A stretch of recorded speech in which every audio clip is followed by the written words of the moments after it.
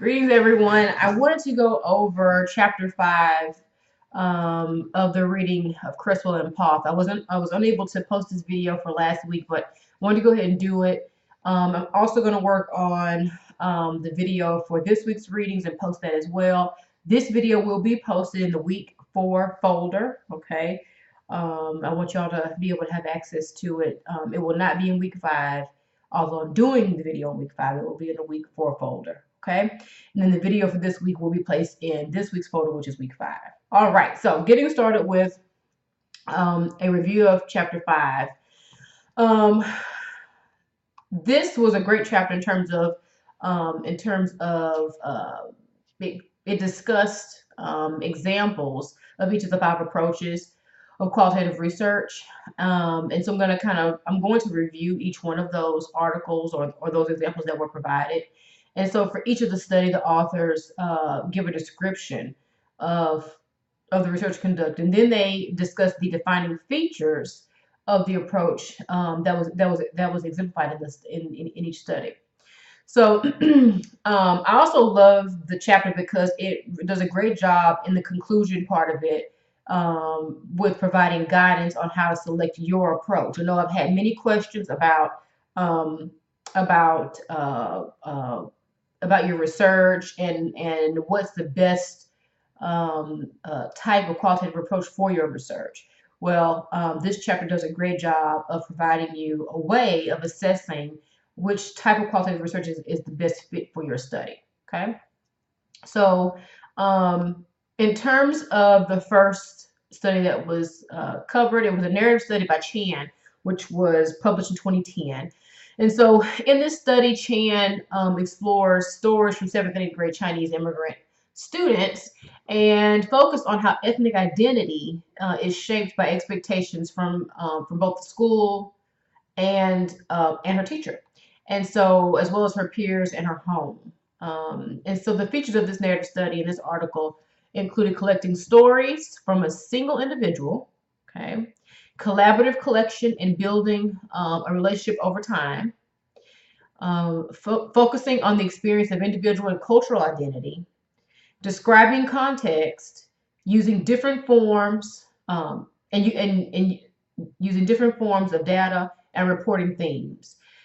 And so, however, the themes were not chronologically reported and the turning point was omitted. So those were a couple of the limitations, I guess, in terms of how this narrative study was conducted. But all the other features of the narrative study are really important, especially if you're taking a look at your research and you're trying to say, okay, how does this fit with what I'm trying to do? In my experience, in terms of conducting qualitative research, the most defining feature of narrative research is the collection and building of information over time. Okay, so a narrative study is typically a lengthy study in terms of the time commitment that you place on the study, as this researcher did. And so normally you're looking at a classroom over the course of a semester or 2 semesters, or over the course of an entire year, especially if you're looking at K through 12. So for many of you, you don't have that time. You don't have that kind of time. And in that sense, in and of itself, a narrative approach is oftentimes a difficult approach to have. Because of the time commitment needed for you to be able to conduct the narrative approach in the best way possible. And so those would be some of the points I would make about narrative study.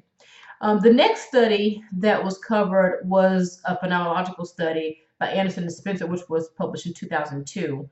Anderson and Spencer studied the images or cognitive representation that AIDS patients held about their own disease. And so the features of this study examined the phenomenon of cognitive representations of images of AIDS patients by conducting rigorous data collection with individuals through interview and drawing, bracketing researcher experiences, analyzing data with significant statements, meanings and themes, and then describing essence and the context of AIDS. And so the authors made a brief mention of the philosophy that kind of underlined their research decisions and their reason for conducting the study. But when you're looking at a phenomenological study, you're looking at all aspects of the phenomena, and um, and so for many of you, you may consider this to be the best approach for your own research, um, because you're looking at at a very pinpointed population, a very specific population. And so you have to really kind of narrow it down when you're doing a phenomenological study. So let's say that you're looking um, at discipline data, okay? And so you can't look at discipline data from the context of the entire school, but more or less you may want to look at it from the context of you know how are STEM teachers, okay, and even more so if you can pinpoint it even further, how are math teachers, how are English teachers, how are teachers of ELL students. So you really want to get really narrowed in your focus when you want to look when you want to conduct a phenomenological study. Okay. Okay. So the next article that was covered was a grounded theory study by Harley et al. In 2009.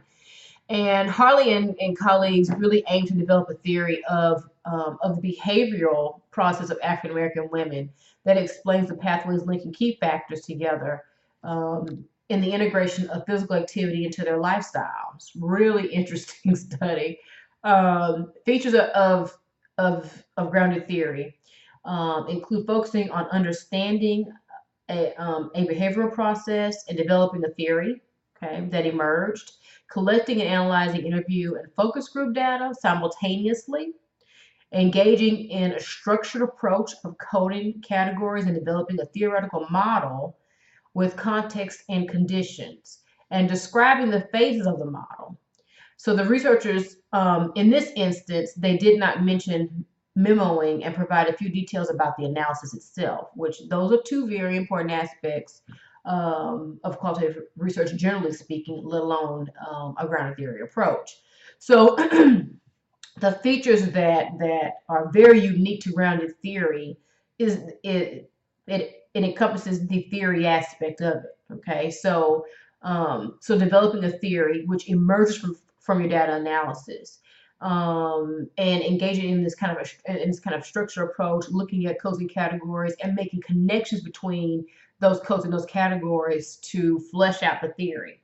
And so, so in this type of study, you are aiming to develop a theory about the topic that you're studying. And so oftentimes I'll have students to utilize the coding techniques of a grounded theory approach because they're very rigorous, and they're very exhaustive. Okay, and they have to be because ultimately that type of data analysis results in a theory because it's used for grounded theory. But I have students use that approach even though they may not conduct a grounded theory study because of the rigorous nature of how the data is analyzed. And so that's something that in terms of the theory portion of grounded theory that that I really have to emphasize here. And so you have to be at a point where in your own research where you're very knowledgeable about the literature review, you're very knowledgeable about where your data is kind of situated amongst the literature, so that you have the ability to pull from the literature to be able to develop a grounded theory as it relates to your own data analysis for your particular study. And so it takes a lot on the part of the researcher in terms of the researcher really being an expert about the literature to know exactly where those connections are and to be able to make those connections. The next study is an ethnographic study by Mac and Galil and Haywood. 2015. And so McAlister described changing cultural conditions of a group of British-born working-class Pakistani and Bangladeshi young men over 3 years. And so the features of ethnography include studying an intact culture sharing group, describing group members' ideas of their experiences and patterns, using materialist and post-colonial theoretical frameworks, positioning of the author's involvement in the community, engaging in 3 years of field work using in-depth group life history interviews, forming a cultural interpretation from thematic analysis of emic data and etic researcher field notes, and providing a complex view of how the group interacted and experienced ethnicity, religion, and cultural belonging. And so, unlike other critical approaches, they did not call for a social transformation.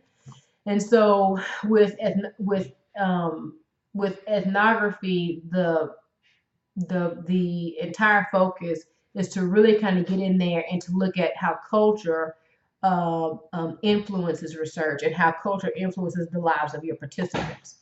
And so ethnography is another area that typically researchers that get involved in these types of studies really have a deep knowledge, a deep cultural knowledge about the topic, and oftentimes have been impacted by the culture in their own personal lives. Not all the time, but some of the time. And it's really important that as a researcher, you're able to explain your role relative to the study that you're conducting and the topic that you are researching. And so that is hugely important in terms of the limitations of a study. Is having the ability to really kind of contextualize or position the researcher's experiences or involvement in the community, because oftentimes the work ethnographic work typically is born out of a researcher's personal experience dealing with a certain culture. Okay. All right. The last type of study that was covered was a case study, and that's and that was Freeland 2015.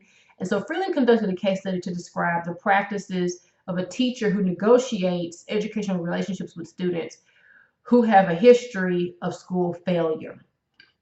Also a fascinating study. And so features of the case study were identifying the case study as one teacher's practices, and ensuring the case was a bounded system defined by the participant, time, and place, reporting an instrumental case study to illustrate the complexity of negotiating these relationships, collecting data through interviews and observations, reporting the case context, description, and chronology, and concluding with a cross-case assertion. So in this study, the author provided a few details about data analysis and other constant. The author provided few details about data analysis other than constant comparison. So case study is typically the most popular approach I've noticed amongst doctoral students, and really and truly in qualitative research, generally speaking. I've noticed that this is probably the most popular approach. And it is because in a way it's one of the most flexible approaches when you're conducting a case study. And so with a case study, you're looking at, you could be looking at individuals, you could be looking at a school, you can be looking at a type of program. And so a case is basically, when you're doing a case study, you're looking at a situation, okay? And so you may have individuals that represent different cases. And so with a case study, you can literally have, as with many aspects of qualitative research, you can literally have one. You can literally have a sample of one. Okay. You can have one case, and that's what you focus your research. That's what you focus the entirety of your research is focused on that one case. Um, and in this case, it was identifying one teacher's practices. Okay. Another aspect of case study that is very unique to a case study is the fact that you can do within and cross case analyses. And so with a case study, and I'm very big, I'm huge on this when students conduct a case study. And that is that if you, let's say you have, 2 or 3 cases, okay? So not only do I expect for students to conduct an analysis for each case, but then I want them to conduct, which is what we call a within case analysis. So you're looking within the case, each case, and you're analyzing each case, but also a cross case analysis. So then you're looking at a comparison across the 3 cases. So you're looking at individual analyses and then across the cases. And so that's how you know that you've really exhausted your data analyses, and that you've been able to seek out and ensure that you've made all the connections that you possibly can make. Sometimes what you'll see is only a within case analysis, and that happens when you have just a singular case, which is totally understandable because you have nothing to compare it to if you have a case of one. But if you do have the ability to have a case, to have multiple cases within the same study, then the expectation is that you would do a cross case analysis. Okay. Try to see if there's anything else here I wanted to highlight. Oh yes, constant comparison. So constant comparison is unique to a case study in terms of how data is analyzed.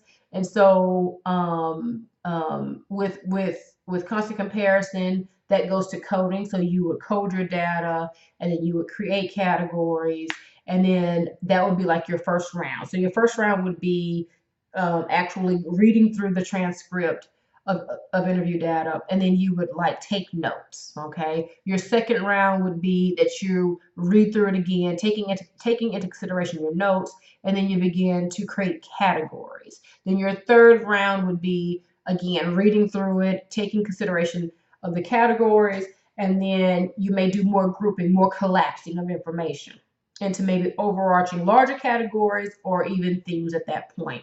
And so this is what we call constant comparison, because you're constantly comparing and going back. It's very much an iterative process. So you're constantly comparing and going back, and then you're collapsing your information such that you then begin to develop these themes.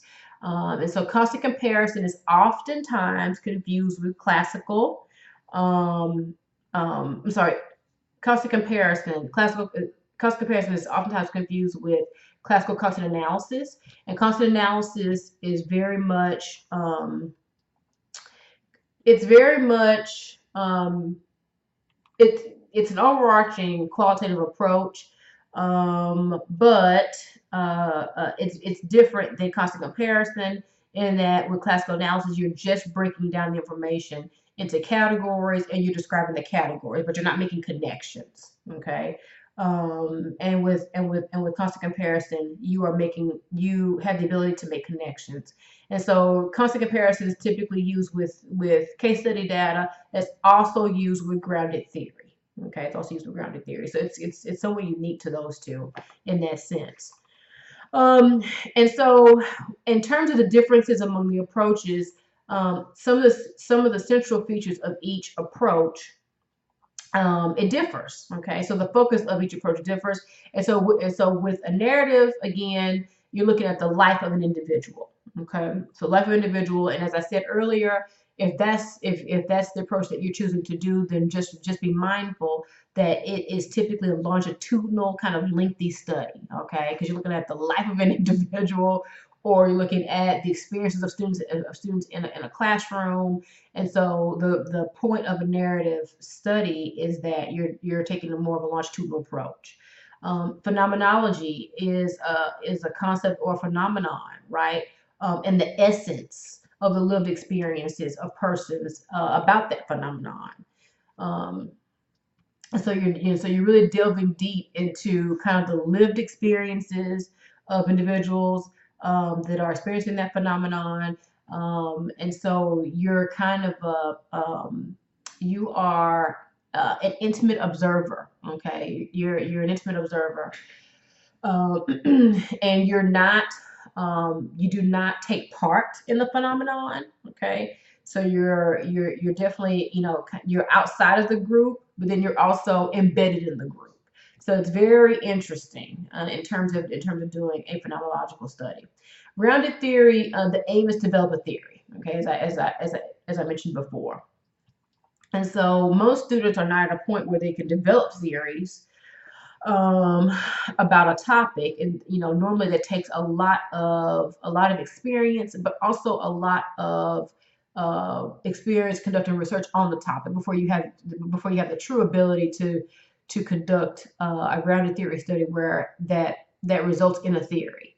Okay, because again, a theory is um, uh, to have your research result in a theory means that you are an expert in this area. You've done numerous studies. You know this. You know this area. In and out, back to front, and you know where your research is situated amongst the literature. And so you kind of need to you need to have a background, a very kind of comprehensive background in the area before you conduct a study that results in a theory. Okay, so grounded theory is also something that I would say most doctoral students are not where they need to be unless they've done a lot of research on the topic. They've published, they're very much situated in terms of the literature on their topic, and then the grounded theory study is a result or a culmination of this work. Okay. Um, okay, so ethnography is used to describe a culture sharing group. And so again, with ethnography, you're looking at a very specific group. You may look at a POC in a certain content area, working with a certain type of student population. But it has to be something that's a very pinpointed group. And in this case, with ethnography, researchers are typically involved. They are typically a part of the group, or in they've had experience working within that culture. It's very different than a phenomenological study. And then lastly is case study. Okay, and so here again, you're examining a specific case, often with the intent of examining an issue, with the case illustrating the complexity of that issue. And as I said before, you can look at a specific case, a case of one, okay, or you can look at multiple cases tied to the same type of issue, and then you're able to conduct both within case and across case analysis. Okay. So, in terms of selecting your approach, which is what I love about this chapter at the very end, is that you need to start with the outcome. Okay. So, what the approach is attempting to accomplish. Okay. You have your research questions, so you know as a result of that you're conducting a qualitative study.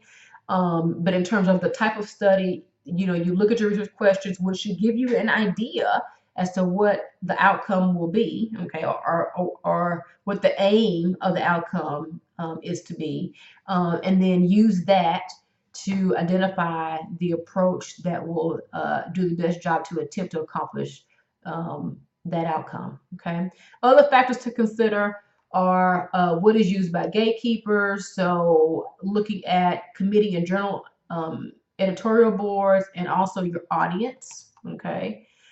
So really kind of looking at, and this requires you having a deep knowledge about your topic again, and the literature around your topic, and how other researchers have conducted studies on your given topic, okay, or topics that are very closely related to what you want to study. Another factor to consider is your own training, your own background, and any resources that consist, of information that can help you to make a more narrowed approach, right? Okay. So training and background and any of the resources is another, that's another factor to consider. I'm not as keen on this point, but it's a point that it's a well-made point. I definitely think that no matter what your training and background may be, that sometimes can pigeonhole you into utilizing the same approach each time, even though the study may not call for it. So I would say definitely looking at outcomes, and then also what other researchers have been doing on the topic. And then also another factor to consider is what is needed to contribute to scholarly literature. Okay, so looking at maybe there's a gap, okay, in the literature in terms of, you may see a number of phenomenological studies, you may see a number of studies on ethnography on the topic, but nothing in terms of grounded theory. So there's a gap. There's a methodological gap in the literature on the types of qualitative research that have been done on the topic, and so that's something that you can look at in terms of what is needed to contribute to the scholarly literature. And then lastly, what approach are you most comfortable using? Okay. And so, you want to be careful with how you conduct your research, given your own knowledge and expertise on how to conduct qualitative research. That doesn't mean that you don't challenge yourself. That doesn't mean that you don't reach out to others that may have a little bit more knowledge in the area. I'm always amazed at Dr. Boudry's knowledge about narrative research. Um, um, she is just extremely knowledgeable about it, and so she does really great work in the area, and she's a true expert in terms of narrative research. And so that's something that I'm not as strong in terms of narrative research. I'm stronger in terms of grounded theory or case study research. But she's a person that I would definitely go to if I had questions about narrative research, because that's her area of expertise, is narrative research in terms of overall qualitative research. And so I would definitely check with her first, go through my plan for my research, and then have her help me in terms of figuring out are there any gaps in my plan.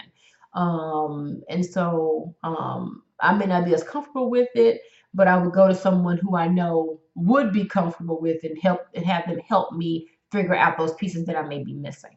Okay. I hope this was helpful to you.